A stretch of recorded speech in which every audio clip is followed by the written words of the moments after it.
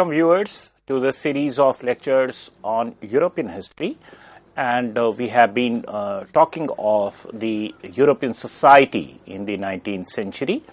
And in the previous part of this lecture, what we spoke of is the different perspectives with which one can make sense of the social changes happening in the 19th century European society. For instance, Marxism offers the dominant paradigm of understanding these social changes as a consequence of class conflict generated by industrialization. And therefore, what Marxist scholars do is to list the entire set of social anxieties that one can discern in 19th century European literature as having distinct class character. So some of the anxieties can be specifically the anxieties of the working class, industrial working class, whereas the other set of anxieties, social anxieties, could be made sense of as anxieties of the better-offs. And it is as a result of the class strife or social strife generated by these binaries that leads to transformations, that leads to its resolution or a revolution or whatever. We also discussed that there are issues like the issue of race, the issue of gender, the issue of nationality that are also making their entry in the 19th century Europe.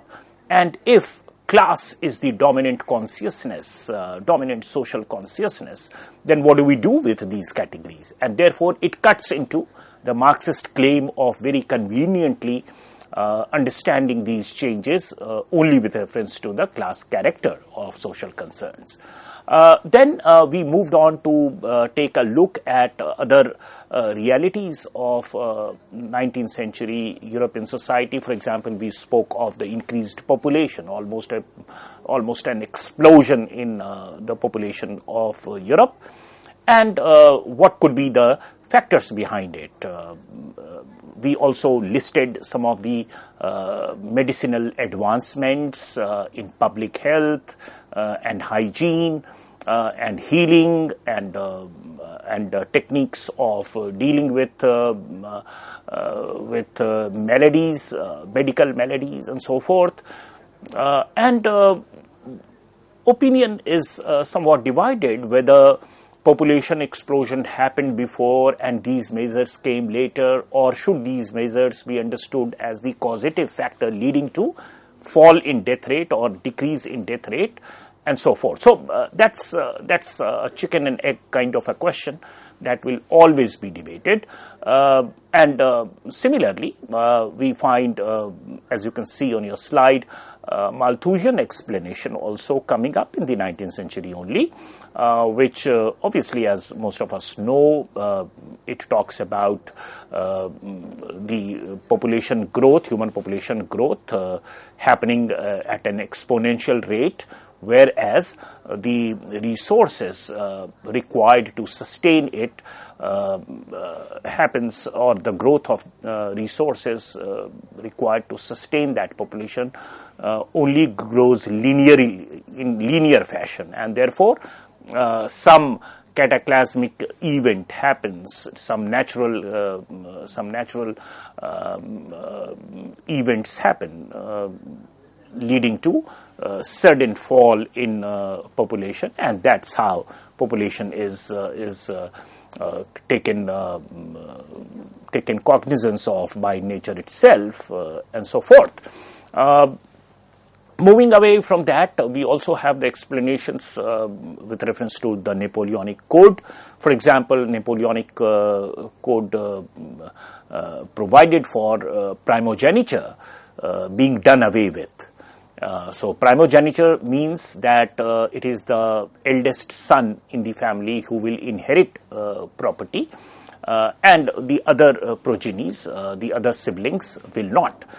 And that meant that the other siblings had no property to bequeath to their young ones, and therefore they didn't care much about the number of progenies that they produced. So it was with the absence of the responsibility that population rise might have happened. So it is argued by some that Napoleonic Code, which did away with primogeniture, could have also worked as a potent contraception, meaning thereby that now that property is bequeathed or distributed amongst all the siblings, therefore everyone has something to bequeath to their children, and therefore they are little more responsible, and they always wanted as parents to leave something for their children, and that put some kind of a brake on the number of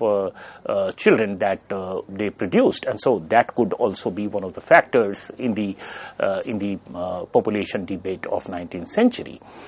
Again, moving away from it, another reality that we get to see as part of social reality of 19th century Europe is the migration.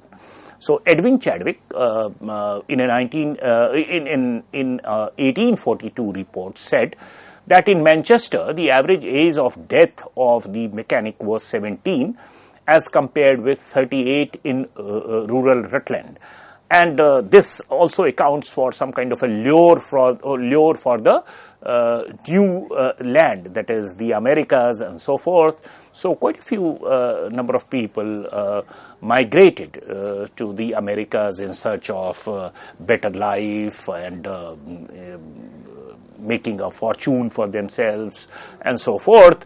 However, by the 1850s, more than half the population of Britain lived in towns. Now, compare that with what is the situation in India today. We still have some years to go by when we can claim that 50% of our population lives in towns. So this has already happened in 1850 or by 1850 in Britain. In France, of course, this 50% population living in urban areas and 50 in rural areas, this happened as late as mid-1930s. Therefore, what it does is that it embellishes migration as a very important social reality of 19th century Europe.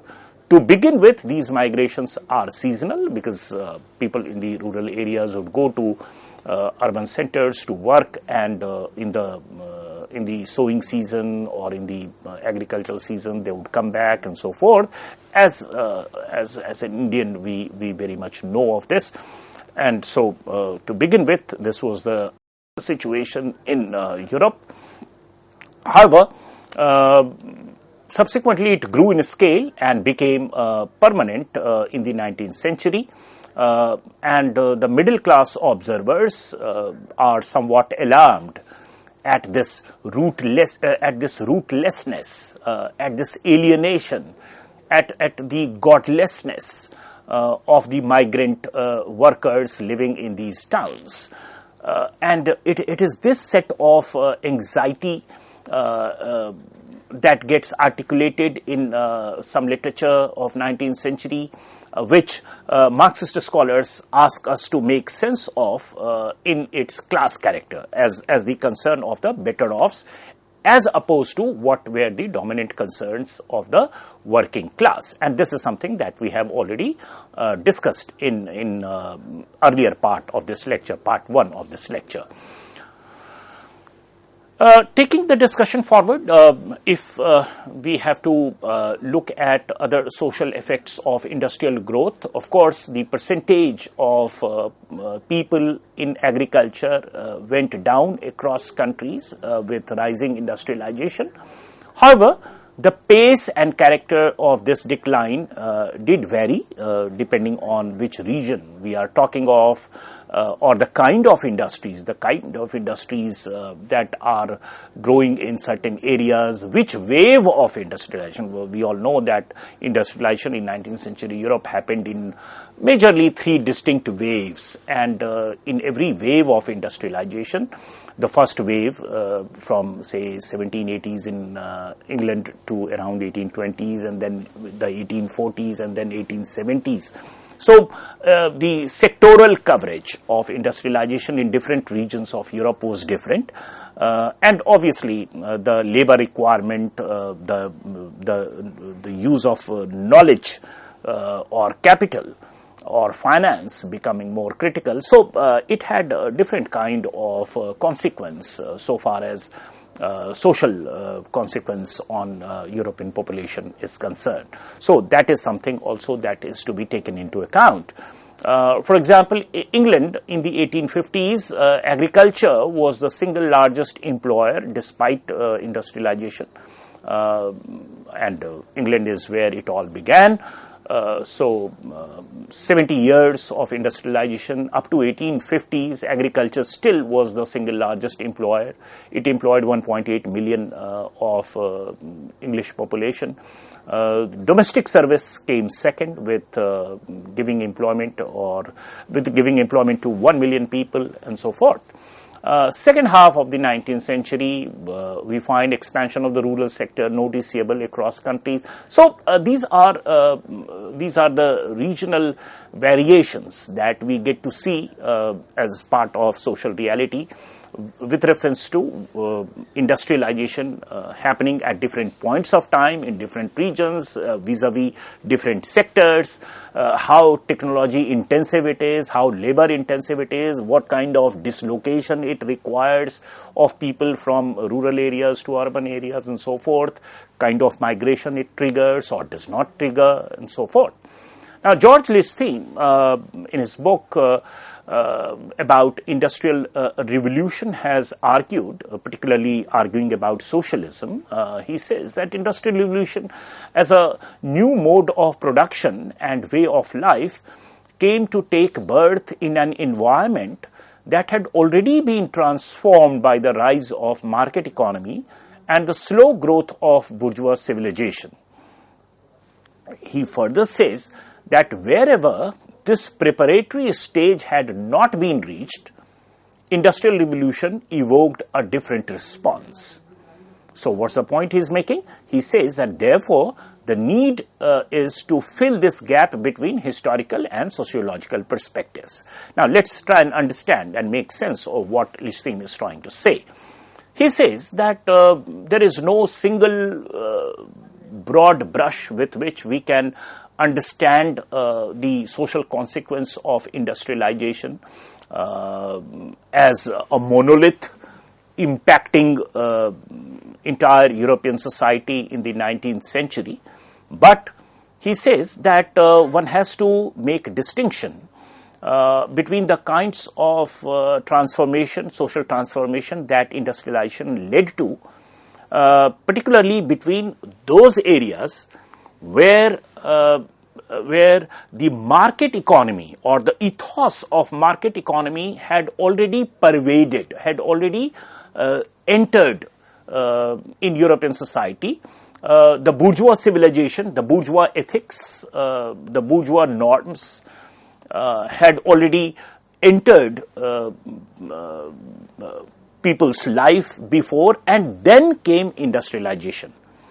Now, in such areas where bourgeois civilization or market economy principles and ethos and sensibilities had already been present prior to the arrival of industrialization, there the social situation was different. There the social response was different. Whereas those areas of Europe where this preparatory stage had not been reached and industrialization happened, or big industries straight away came as a big bang, those are the areas where the social reality as a consequence of industrialization was quite different from the areas where bourgeois sensibilities preceded industrialization. And this is a classical kind of a case where the perspectival gap between understanding or making sense of a change through historical gaze and sociological gaze is to be bridged. And this is what is emphasized, that historically, that is, at what point of time, which area industrialization is hitting Europe, and whether at that point of time the social reality of that area is what, of that region is what, is market principle or market ethos, are people already socialized to the market principles, or individualism, transaction, one-to-one mathematics, and so forth. So if that is there, then the consequence would be different, whereas if it is happening in the absence of this socialization, then the social consequence would be different. So now this takes us to a more interesting trajectory of the social change happening in the 19th century Europe. Now, traditionally, if you look at society in general, say in the pre-industrial times, so when we say traditionally, think of pre-industrial times. So in traditionally, economic decisions were subordinate to things that were customary and social. What is it that we are trying to say here? We are saying that it's not as if markets and market principles didn't operate in pre-industrial times or pre-modern times. They did. But markets and marketplaces, the regularity of it, and the transaction scale of it, the grammar of market was still operating under the umbrella of customary practices or social values. The economic algorithm of profit, loss, calculation, and so forth had not acquired an autonomy of its own. It had not become autonomous of the customary practices or social norms. Again, through very distinct or very real examples, one can say that if there are markets in the traditional times, they are hearts or customary markets. For example, even today in some parts of even city life, we can see that there is Somvar market or Mangalwar market or Budhwar market, Buddha market, and so forth, Budh Bazaar, Som Bazaar. So the same place is thronged by the sellers and buyers also, as some kind of a occasional site where transactions happen, and there is a regularity to it. And you will find that the norms of those areas are largely social in character. It does not operate as independent machine-like transaction sites. So you can see the traces of social and customary practices being very much present. So these are guided by the custom of having a market on a particular day of the week at a particular time, and it is functioning under the umbrella of customary practices. Whereas in the 19th century Europe, you will find that the philosophical concepts underlying the new science of economics itself was a response to market-centered society. So it's like economics becoming econometrics. So it is the calculation of numbers that becomes more important. Whatever happens in society has nothing to do with the rhythm of production process that has to happen. That has to happen invariably of the social reality or customary practices. So maybe that there is grief or there is joyous celebration or whatever, markets will operate, production will happen. So as we say that the show must go on, kind of a logic, so the market must go on or the production must go on. This kind of mechanized, autonomous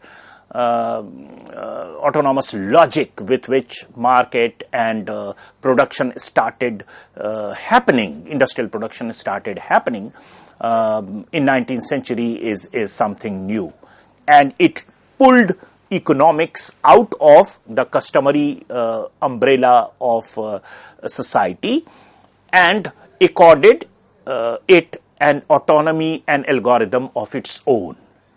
Now this is something from where now the social norms have to be calibrated as per the market-centered society or as per the needs and demands or the grammar of market society. So it is the grammar of market society, it is the grammar of transaction which becomes the new vocabulary of society.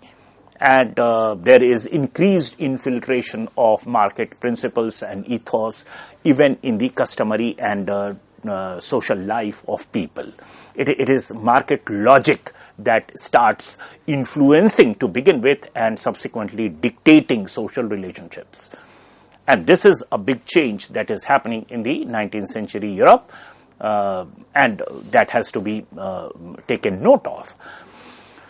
So, as a student of history and sociology, what we also must understand, and maybe that we undertake this discussion as a subsequent part of this lecture series, but suffice it to say here that be it conservative traditionalism, liberal individualism, and socialist collectivism, all these strands stood in the 19th century Europe, and they still stand for different forms of social organization.